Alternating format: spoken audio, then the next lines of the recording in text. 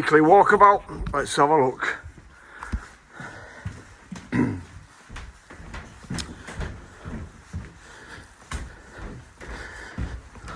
The side panels and front guard have arrived for the Landrover project that I'm involved in. The fiberglass roof has been busy. Joe has made a mould, and this is the first set of 350i mirrors that have come out of it. I'm quite pleased with them. We've had to do some more work on the front bezels. I'm going to make another mould for them because the originals were, for want of a better word, terrible. I don't know if TVI got away with it. So they're coming on. The Lotus Elise 111R, the clam is on. First fit of the front lights has gone well. Everything seems to be in order. So that'll be coming together over the next couple of weeks. Porsche Panamera S. Wheels are off, ready to go for powder coating Monday. It came in with some front damage. Ian has just started sorting that out.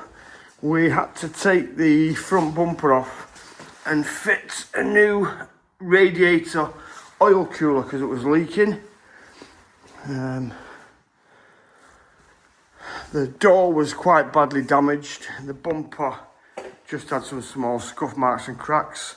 That's been primed and is ready to go into colour Monday or Tuesday. The door, it's one of those things, you can spend 2 days or 3 days trying to make that into a decent door again, or just spend 250 quid off a door shell on eBay. So we went down the replacement door route.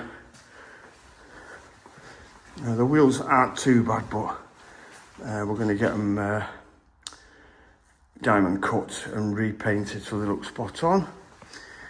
The Morgan Aero 8 is sold.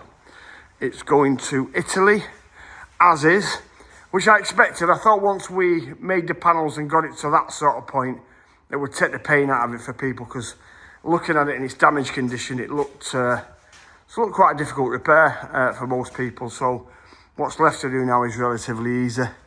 We've got a carpenter finishing off the internal wood pieces for the boot, and they should be back next week, and then I think that'll be going to Italy in December.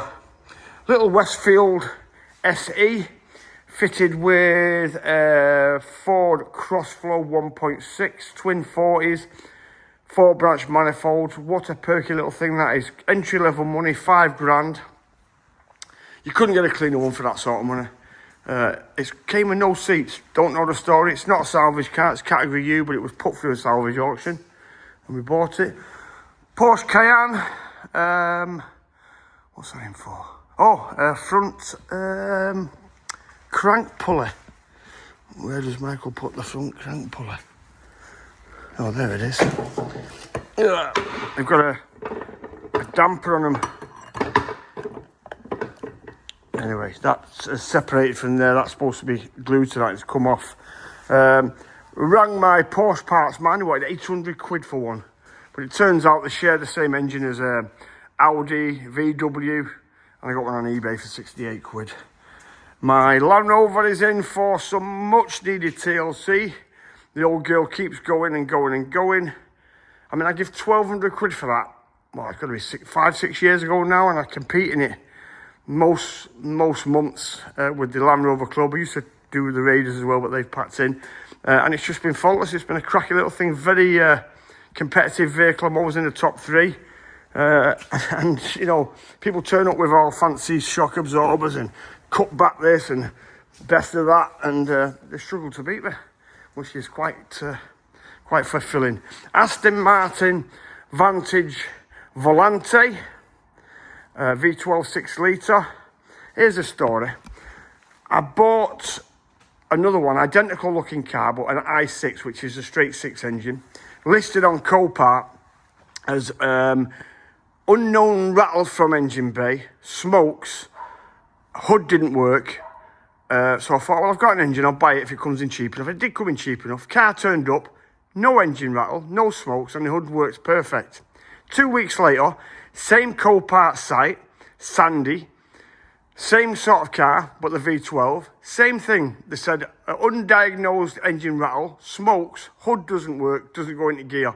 I thought, okay, well, if it comes cheap enough, once again, I've got an engine, we can put it right. Car turns up, engine sounds like a sewing machine. Check the video out earlier, posted this week. Drives no problem, hood goes up and down. I can only think that someone in the yard is marking these cars up as bad so one of their pals can get a cheap deal. That's the only thing. That's the only reason I can think why someone would do that. There's no other reason, is there? But there you go. Copart is a very difficult company to do business with. They're economical with the truth at the best of times.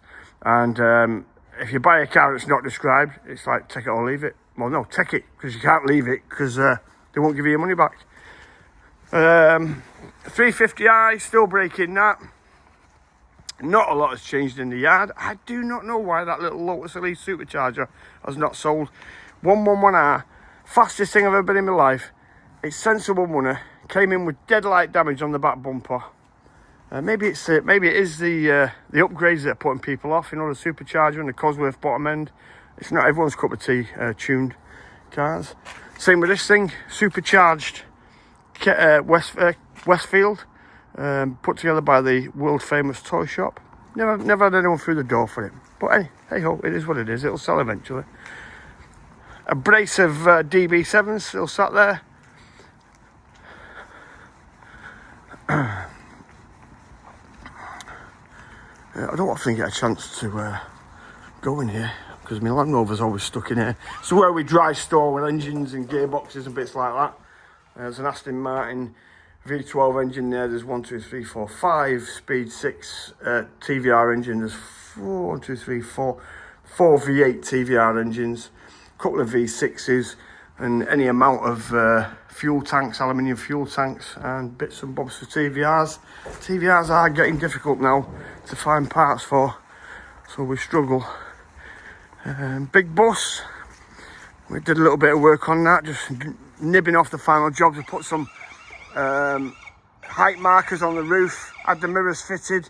We've just fitted these modern LED docking lamps. The docking lamps are for when you're reversing, press a button and this light and another one down here comes on so you can illuminate where you're reversing into.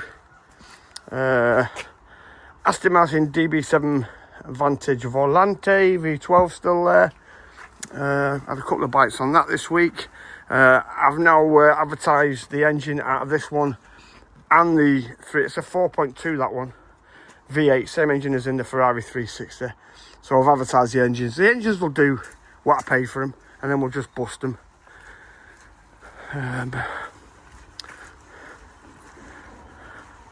This Bentley T, I think we'll be going to Australia to a gentleman that buys a bit of stuff off me.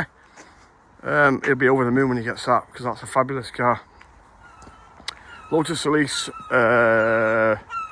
standard Lotus Elise, with Exige clam and side panels and wheels on it. Nice little car, dead easy repair.